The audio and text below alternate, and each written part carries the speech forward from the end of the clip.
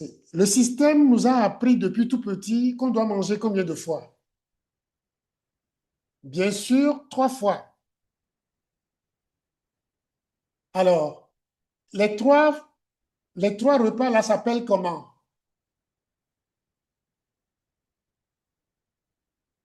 Comment on appelle les 3 repas là? En bon français. Alors, il y a le petit déjeuner, le déjeuner, et selon qu'on est dans les siècles antérieurs ou aujourd'hui, le souper ou le dîner. Bien. Merci. Je crois que tout le monde a compris. On n'a pas besoin de science là. On a besoin que de comprendre bien français pour répondre à cette question. La semaine dernière, on a parlé du jeûner que le déjeuner était venu tuer. Et nous avons dit que au commencement était le jeûner. Nous avons dit qu'au commencement était le jeûner, c'est-à-dire le jeûne. Et le déjeuner était venu tuer le jeûne, le jeûner ou bien le jeûne. Mais en bon français, pour un régime efficace de bonne santé, puisque le jeûner, c'est notre problème. Si on analyse que logiquement le français, petit déjeuner, déjeuner, dîner ou souper, lorsqu'on veut faire le minimum pour guérir, qu'est-ce qu'on doit supprimer?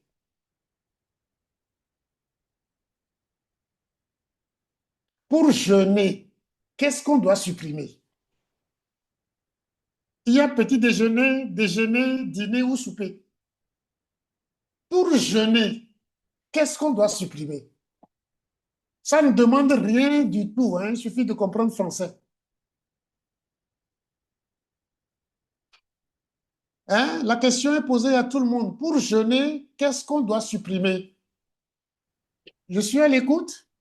Alors, d'après les réponses, 99% ont répondu le petit déjeuner et 1% ont répondu le petit déjeuner et le déjeuner. Bien.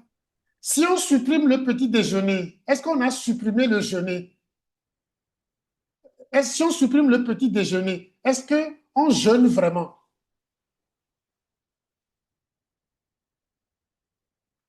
Vous voyez?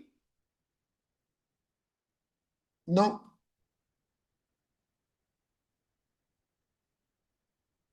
Supprimer, c'est-à-dire jeûner, c'est supprimer tout ce qui contient déjeuner. C'est aussi facile, on n'a pas besoin d'intelligence extraordinaire. Comprendre le français seulement. Jeûner, c'est supprimer, vous voyez, là où il y a déjeuner, là, il faut supprimer les deux. Vraiment jeûner, c'est ce que ça veut dire. C'est-à-dire, vous ne pouvez pas jeûner pour guérir ou bien pour aller mieux si vous ne supprimez pas et le petit déjeuner et le déjeuner. Ceux qui ont répondu petit déjeuner, peut-être qu'ils ont une lecture anglaise des choses, mais je le dis, on parle ici français. Dans ce cadre-là, parlons plutôt français.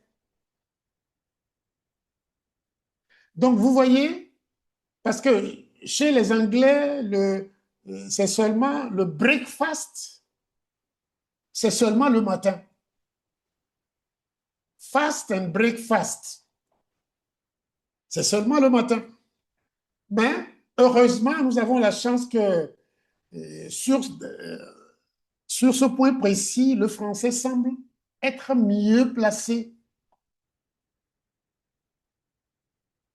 Jeûner c'est supprimer et le petit déjeuner et le déjeuner.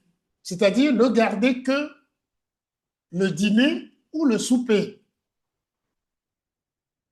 Bien.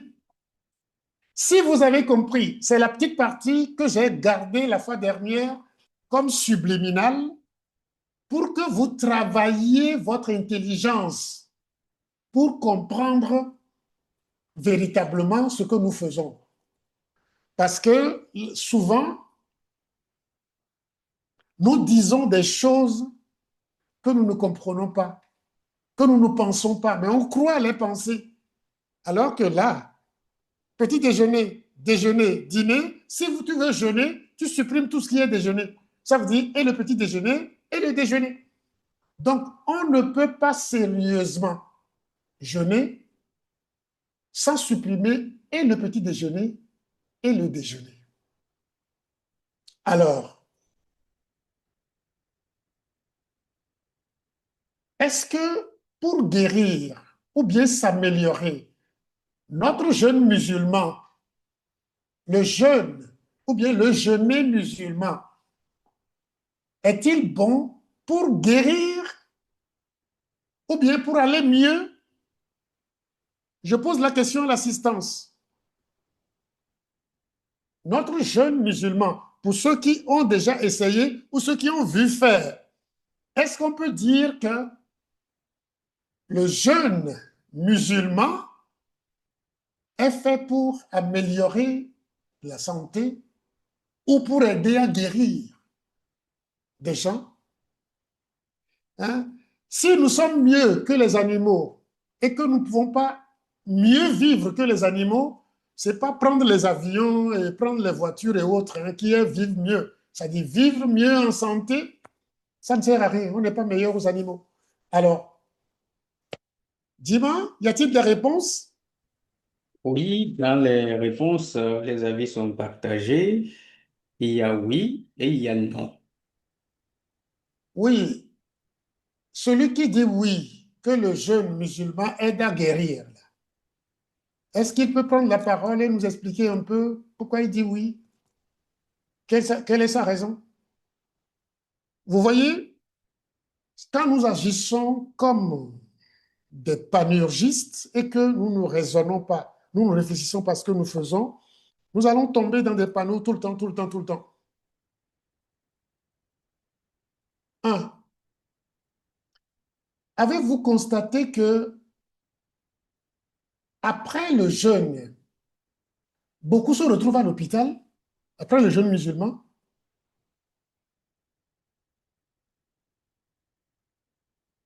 Avez-vous constaté qu'après le jeûne musulman, beaucoup meurent?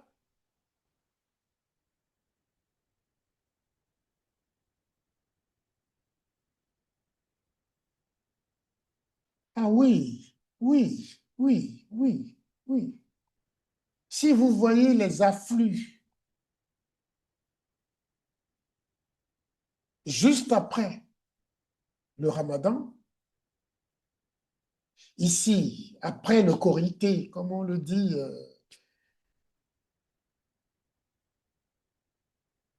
alors que normalement, tout devait chuter. Donc, oui, ça aide, c'est pas vrai. Pour ceux qui sont gloutons et qui mangent 3 fois par jour, quand ils suppriment le déjeuner, parce que le matin, ils se remplissent la panse, soi-disant pour ne pas avoir des faiblesses, très tôt.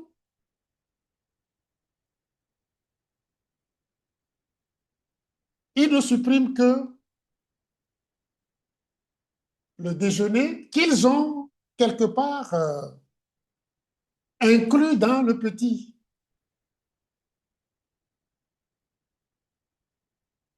Ceux-là, bon, ils vont dire que oui, ils ont senti un mieux-être. Mais véritablement, ils n'ont pas fait grand-chose. Et vous allez constater aussi, ça c'est un cri que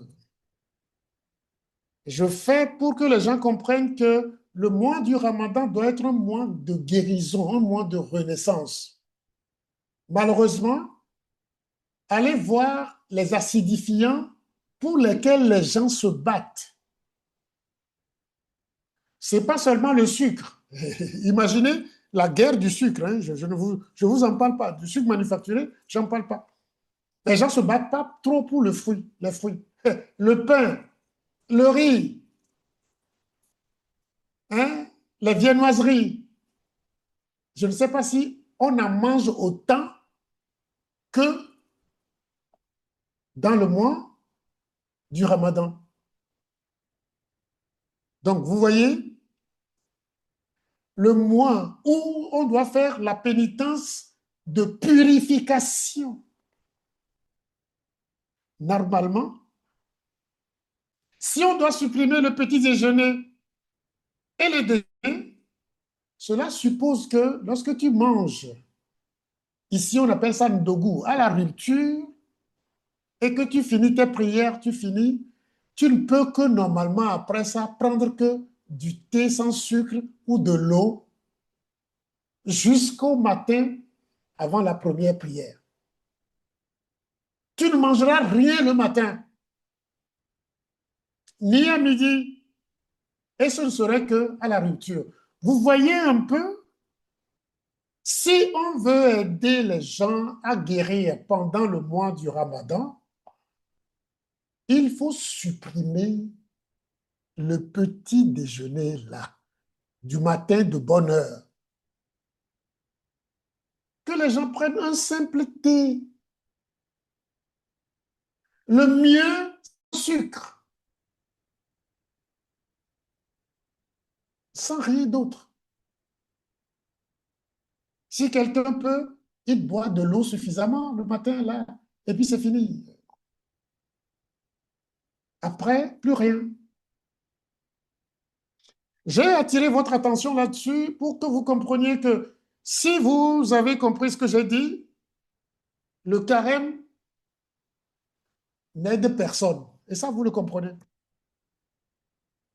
Le ramadan est mieux quelque part parce que on ne boit même pas de l'eau, il y a une diète qui s'installe et autres. Mais en analysant, vous voyez que même ça, ce n'est pas fait pour guérir. Et normalement, si on fait bien les choses, c'est dans cette période qu'on doit aider l'organisme à se purger, à se nettoyer.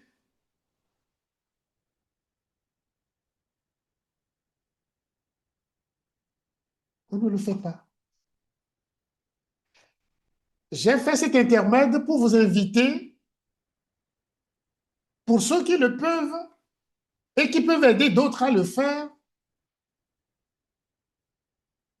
à faire de manière à ce que, pour une fois, le carême et le ramadan se coïncident pour nous amener au premier mois de l'année qui est mars, qu'il y ait une renaissance véritable d'âme pure, nettoyée de nos karmas, pour qu'on puisse engendrer un avenir pieux et rassurant pour notre descendance à partir de cette année.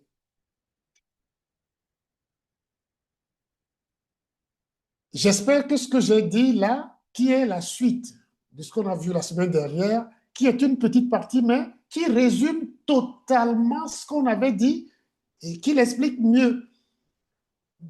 Jeûner, c'est supprimer dans notre alimentation tout ce qui contient déjeuner. Donc, petit et déjeuner.